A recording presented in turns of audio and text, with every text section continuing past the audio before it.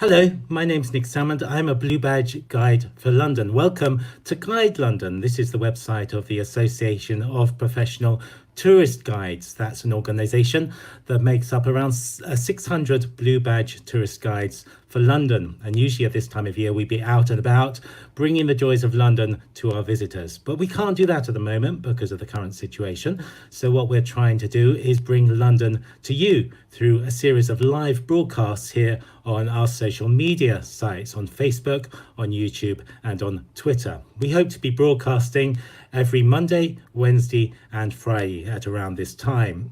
Now, our first presentation was on Monday when we looked at film locations in London and also books that featured London.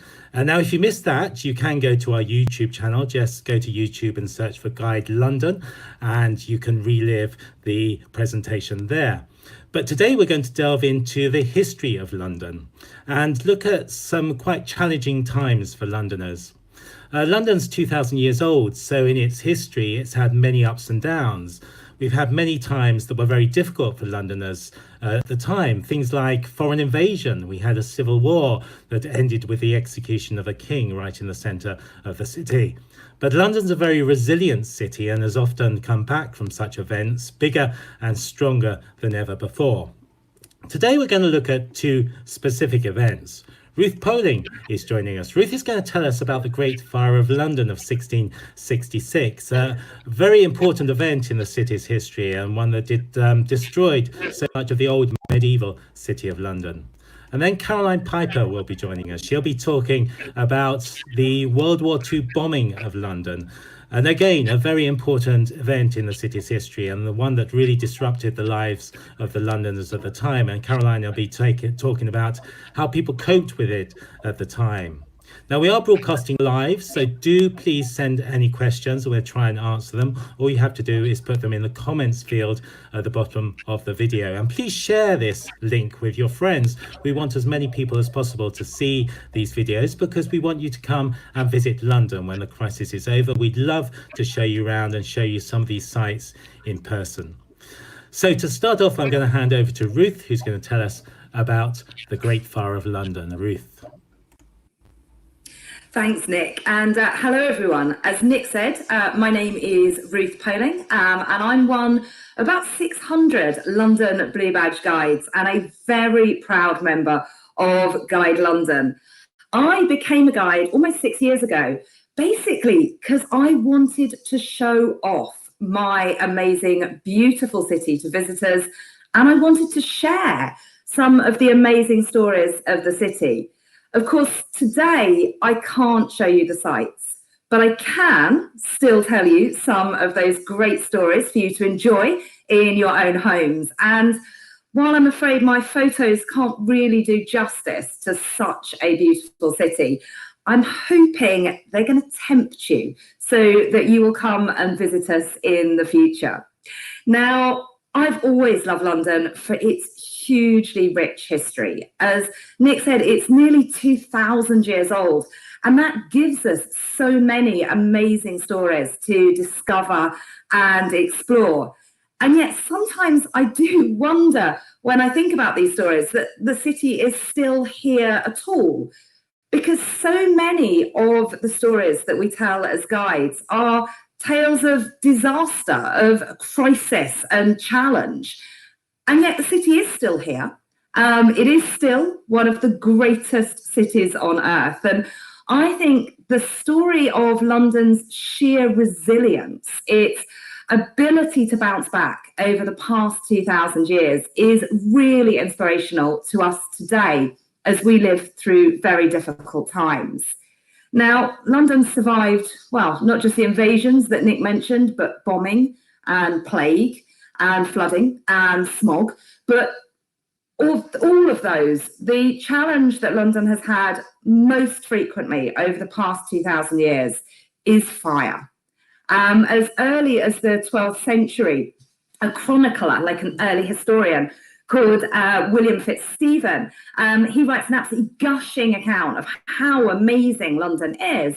But he says the basic problem with London is how frequently there are fires. And the most famous fire in London's history hadn't even happened at that stage. It was to come 5 centuries later, the Great Fire of London of 1666. Now, our story starts here on Pudding Lane, which I've got to be honest, is a pretty small and unremarkable street in the City of London. It's very close to London Bridge. And today you can visit Pudding Lane and you can see a plaque which shows where the fire actually broke out in the early hours of the 2nd of September, 1666. I've always thought this plaque is a little bit bizarre because you can see on the plaque that it says it was presented by the Worshipful Company of Bakers. And what I think is so weird about that is the fact that it was a baker, a man called Thomas Fariner, who almost definitely caused the fire that destroyed the city. It appears that Fariner had gone to bed the night before and not properly extinguished his oven before doing so. Now, Pudding Lane is close to the River Thames. So that meant at the time it was surrounded by warehouses and they were full of pitch and oil and rope and basically combustible materials.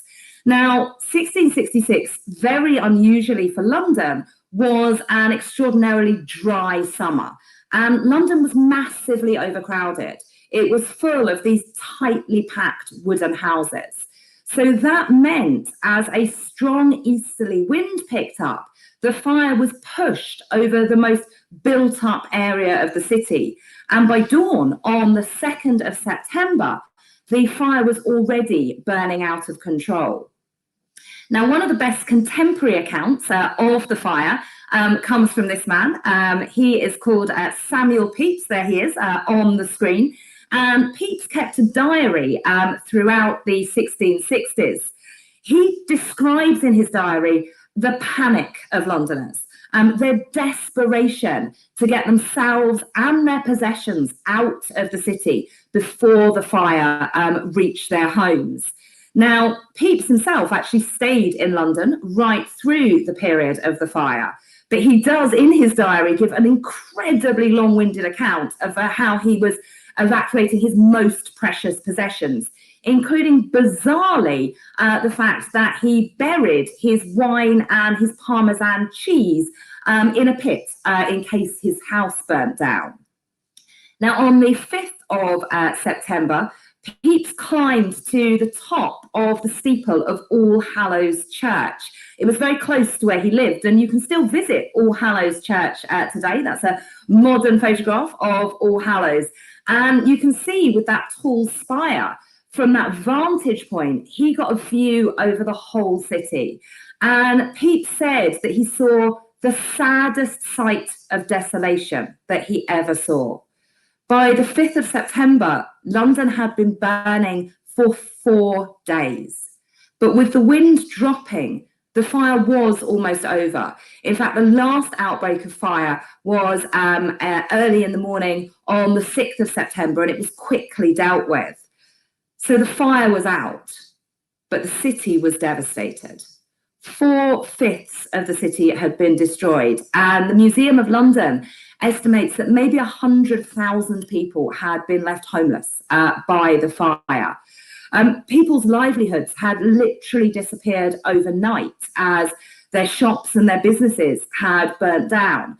And the estimated cost of the fire was £10 million. I mean, that was an unimaginably huge amount of money back in 1666. In total, over 13,000 homes, 52 major halls, the Royal Exchange Building, and 87 churches had been burnt down by the fire. And today you can still see the sheer destructive power of the fire if you come to London, because you can see these little blue plaques all over the City of London marking the places where buildings that were burnt down in the fire used to be. Worst of all, London's cathedral, St. Paul's, was left beyond repair. Now, St. Paul's was made of stone, But in 1666, it was covered in wooden scaffolding.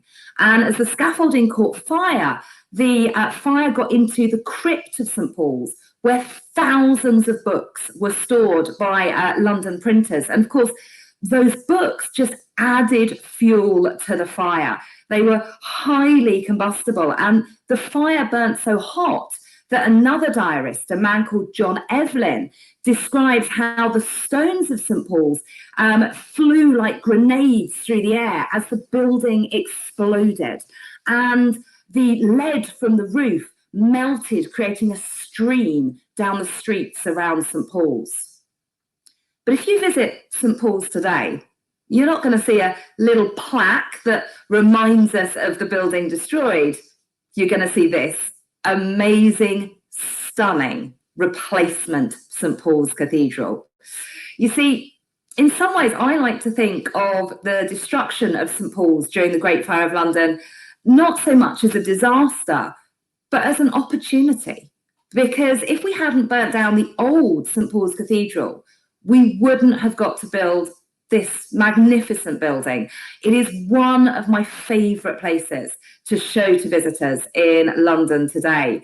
And if we just look into the interior of St. Paul's, it is an absolutely amazing building.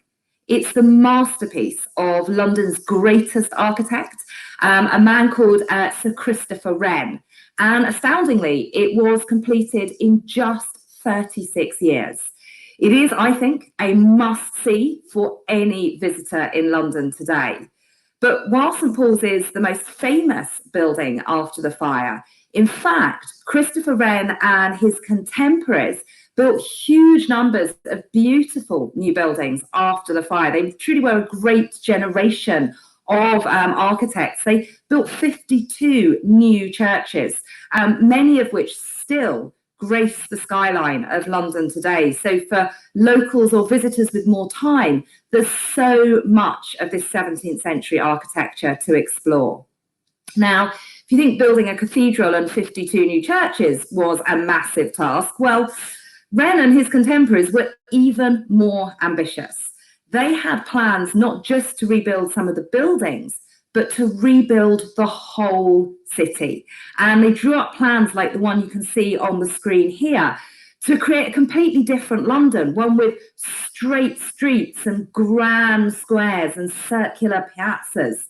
One of the designers even had this idea of putting a 30-foot wide canal through the centre of London. But the problem, of course, was time, because having faced such a terrible disaster, Londoners didn't want to wait. They wanted to get back to normal as quickly as possible. They didn't have time for a beautiful city. What they wanted was a thriving city, a business and trading city in the way that London had been before. And they did it. Within a month, a commission had been set up to advise on rebuilding. Within 6 months, a fire court had been set up to deal with legal land disputes.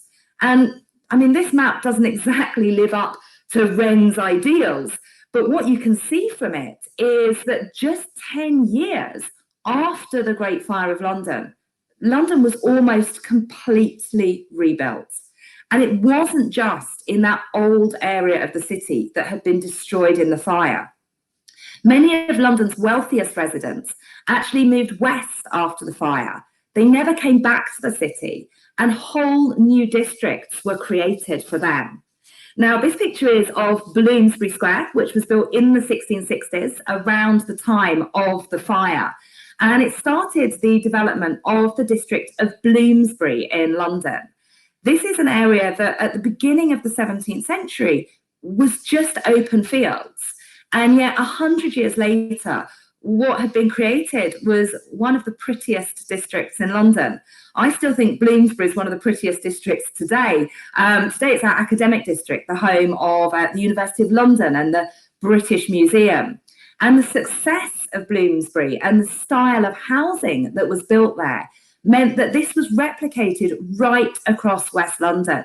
And so you get that real London look of the housing in London created in the aftermath of the Great Fire. London thrived financially as well. Within 25 years of the Great Fire of London, you see the founding of the Bank of England, and you see the origins of the London Stock Exchange and the world's most famous insurers, Lloyd's of London. All of their original premises were in the City of London on sites which had literally been ash and rubble just a generation before. Now, amongst all this rebuilding work, Wren and his colleague, a man called Robert Hooke, they managed to find time to design a monument to the Great Fire of London itself. It was completed in 1677, so just over 10 years after the fire. And it's difficult to see in the picture, but at the base of the column, you can see that there is a frieze, which of course shows the destruction of London in the fire. But more importantly, it also shows the rebuilding of London under King Charles II. Now, Charles II is not my favourite figure in the frieze. My favourite figure is at his feet, and it's the figure of Envy. And Envy is gnawing away at her heart and spewing forward these poisonous fumes. And of course, Envy is feeling poisonous because London has re-emerged. London is rebuilt, the envy of the world. Now, when you get the opportunity to come to London, do go and see the monument. It's 61 metres, that's 202 foot high. And you can still go to the top of it if you like the look of those stairs. 311 of them will get you to the top. And of course, from the viewing platform at the top, you can see our city, a city which has been reinvented, which has been revived, which has been rebuilt for centuries. It's a city of stories, and many of those stories are stories of disaster, but all of them are stories of survival. Now, I really hope you've enjoyed this story of survival this afternoon, and that you'll be able to visit us in London in better times and enjoy more stories of the city. For London's best storytellers, do come and visit www.guidelondon.org.uk, where me and my 600 colleagues are there to show you the city. But for now, do keep enjoying our broadcasts while we're confined to home. And I'm going to hand over to my colleague Caroline, who is going to tell you another story about a much more recent example of London's resilience in times of trouble. Thank you, Ruth. Hello, everyone. Good afternoon. I'm Caroline Piper. I'm also a Blue Badge tourist guide and a member of Guide London. One of the events in our history that comes up most often when guiding is, how did London survive World War II? Specifically the Blitz. And it's something that's been talked about a lot on the news recently. We've been asked to channel the Blitz spirit. So I thought now was a good time to look back and discover what actually was the Blitz. How did Londoners cope and how were they affected?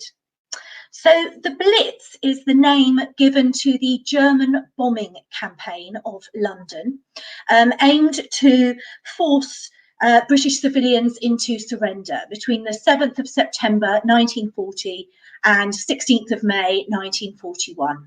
And the name was a nickname dubbed by the British press based on the German word for lightning, because it felt like the bombing raids came out of a clear blue sky. But I'm going to take you back a little further in time, because since the 1930s, the British government had been worried that any new war would involve the bombing of civilians. And I'm going to show you a painting by an artist called Pablo Picasso called Guernica that was painted in following a bombing raid in 1937 during the Spanish Civil War. It was a bombing raid by the Italian and German air forces on behalf of General Franco. And in 3 hours of bombing, the city of the little market town of Guernica was almost completely destroyed. It was the first total bombing of a civilian target, and there was international outrage and fear. I think in particular, if you look at this painting, at the screaming horse in the centre of the painting, that captures the terror and horror of a bombing raid on a civilian town. And you can see this painting today in Madrid, but also tellingly, a copy hangs outside the UN Security Council so that we never forget the impact of war on civilians. And during World War II, it was clear, following the retreat from Europe at Dunkirk, that this was going to be a total war and civilians were going to be affected. So I'll take you to the summer of 1940 and a poster that was designed to celebrate the Battle of Britain pilots, with that wonderful quote from Winston Churchill referring to them as the few, taking the words from a Shakespeare play called Henry V. And in the summer of 1940, Germany was planning its invasion of Britain, Operation Sea Lion. Before they could cross the English Channel, they needed to take control of the air. And that is why the Battle of Britain was being fought between the British Royal Air Force and the German Luftwaffe. Now, the climax of the Battle of Britain came at the end of August, beginning of September 1940, and it overlaps with the Blitz. So at the end of August 1940, we'd already had the first German raids on British cities. Birmingham and Liverpool had been bombed. And on the 24th of August 1940, 2 German pilots, hopelessly lost, accidentally dropped their bombs on central London, rather than the London docks, which was their intended target. Winston Churchill was furious. He retaliated with a bombing raid on Berlin, and this escalated the war to a new level. Hermann Göring, head of the Luftwaffe, decided to start bombing civilian urban cities that were centres of political or industrial importance, with the aim being twofold: to destroy British morale and also to draw the Royal Air Force into some final big battle that would end the Battle of Britain once and for all.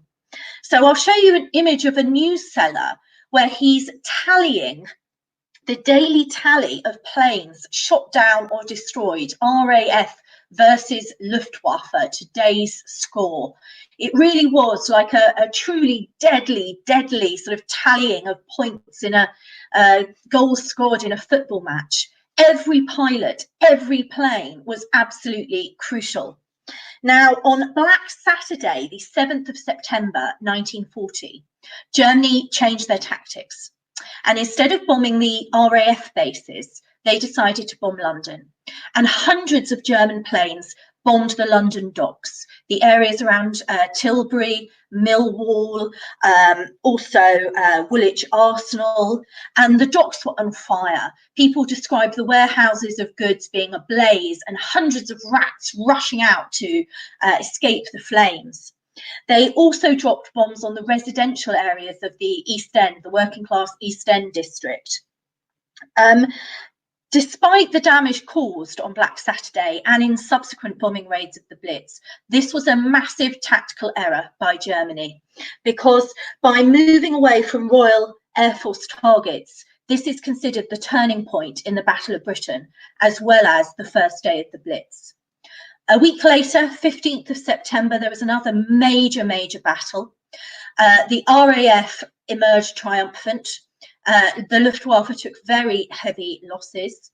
And from that day onwards, the RAF were in control, usually during daytime hours, and any German invasion was postponed until the spring of the following year. And we commemorate 15th of September today as Battle of Britain Day. So as the Battle of Britain drew to a close, the Blitz took hold. From the 7th of September onwards, London had 57 consecutive nights of bombing. But it wasn't just London. Liverpool and Birmingham were incredibly badly affected as well. And in November, Germany switched its tactics to bombing at night. And that bombing raid was showcased in an attack on Coventry on the night of the 14th to 15th September 14th to 15th November 1940. And this photo shows the bombed out remains of Coventry Cathedral, the beautiful medieval cathedral, the morning after the bombing raid. Coventry is a reasonably small town, about 200,000 people. It was an industrial and armament centre, and there were a huge number of deaths just in this one night, 568 deaths, which was unprecedented for one night of bombing. It was so difficult to cope with, they had to hold mass civic funerals. A third of homes were left destroyed, a third of shops, and of course the famous medieval cathedral as we see it there. Attacks on Birmingham, Bristol, Southampton, Sheffield, Liverpool, Manchester, Cardiff, Belfast, Hull, Portsmouth, Plymouth, Clydebank, all the big industrial areas and ports were also hit. But for Londoners, there is one iconic image that encapsulates the Blitz, and it's this photograph of St Paul's Cathedral with the dome and the two entrance towers emerging from the smoke and the flame, following a terrible raid on the 29th of December 1940. On that night, explosive bombs and incendiary bombs, which are fire bombs, overwhelmed the City of London. It was the Christmas New Year period, so there weren't many people around. The Thames was at low levels, the wind was blowing from the wrong direction. Everything was going against London. And incendiary bombs actually fell on that dome, which is made of a wooden framework covered in lead, so it's very vulnerable to fire. But it survived thanks to a group of volunteers called the St Paul's Watch, who went up on the outside of that dome in the blackout to pick up the incendiary bombs and plunge them into buckets of sand. The Blitz continued with terrible raids, March to May of 1941. A terrible raid in May destroyed the House of Commons. But in May 1941, we tend to say the Blitz came to an end when Germany reassigned its planes east, ready for its planned invasion of Russia. So how did people cope during this terrible time?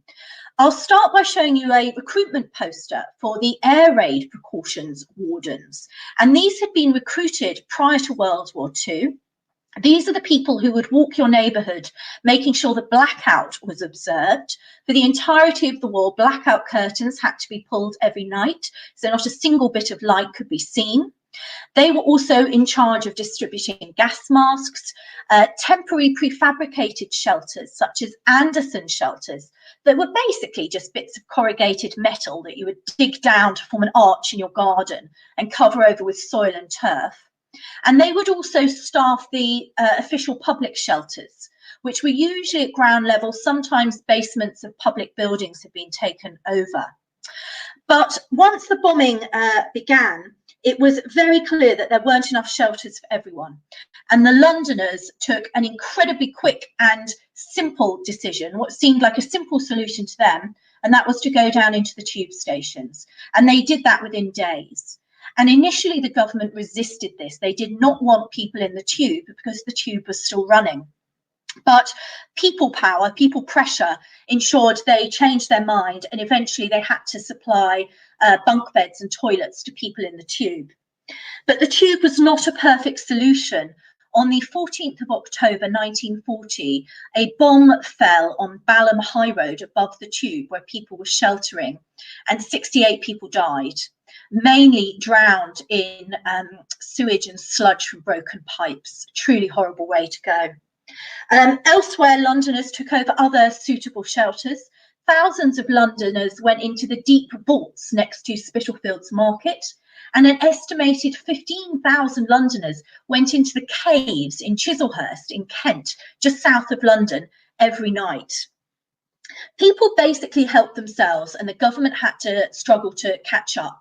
It did eventually build 8 deep-level shelters for about 8,000 people each, but they were only completed by 1942, after the Blitz.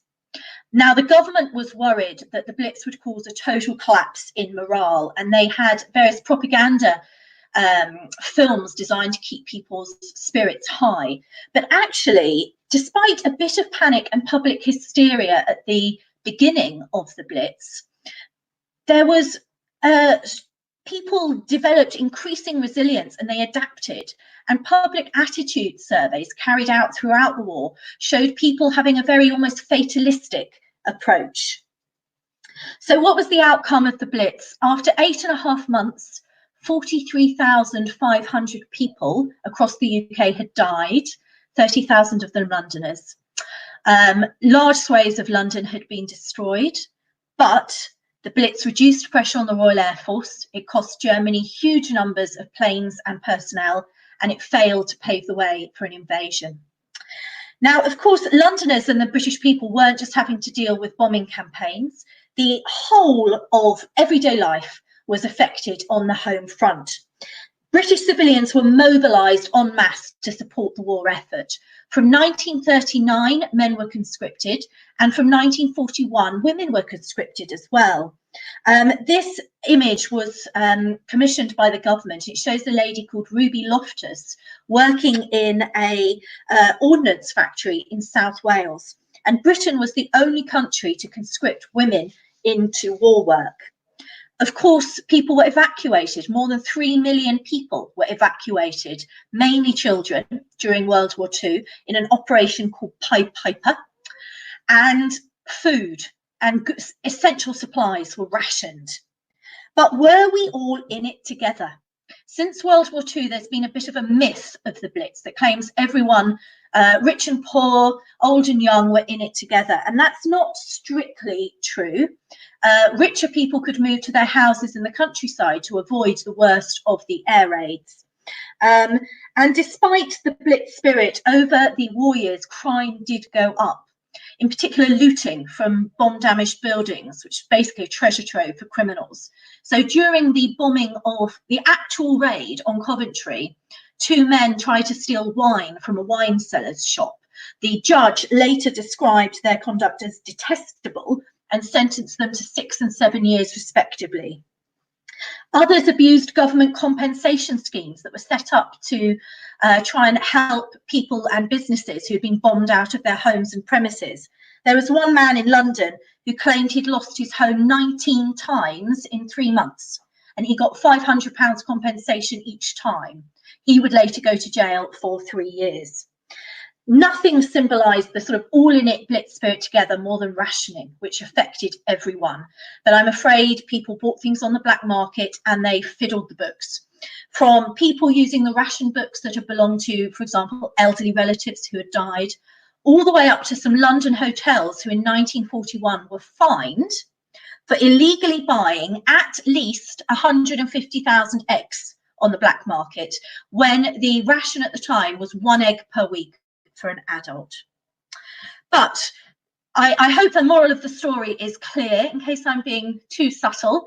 In times of crisis, we're all in it together, so don't fiddle your ration cards, don't loot buildings. To bring it up to date, don't profiteer when making ventilators, and don't hoard toilet paper. But of course, everything has to come to an end, even World War II. And in May 1945, we celebrated Victory in Europe Day, and 3 months later, victory in Japan. St Paul's Cathedral, that had risen from the ashes of the Great Fire of London, was still standing, and those who'd acted honourably could look back with pride. So if you would like to know more about me, please look on the Guide London website, guidelondon.org.uk, or you might like to visit my website, pipertours.com, where you can see the tours I'm normally able to offer. Or if you want to see more videos and photos and blogs whilst we're all locked up indoors, please follow Piper Tours on Facebook, and I'd be delighted to connect with you. So back to you, I think, Tim, in case anyone has any questions. Caroline, thank you very much. Ruth is still here as well. So we do have a quick question. So Ruth, the Great Fire of London, obviously a very traumatic time for the city, but how many people actually died in the Great Fire of London? Do we know that? It's a really, really interesting question, and one which historians are quite cautious about answering. Generally, they quote less than 10. And I think it's likely that there's an underestimate because we just don't have the documentary records.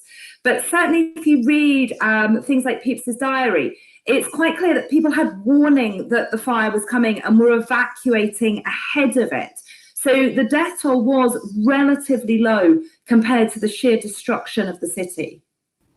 Fabulous. And Caroline, obviously London at the moment is in lockdown, so all the schools are closed. So what did kids do in the Second World War with all the bombing going on? Did they stay in London? Were the schools open?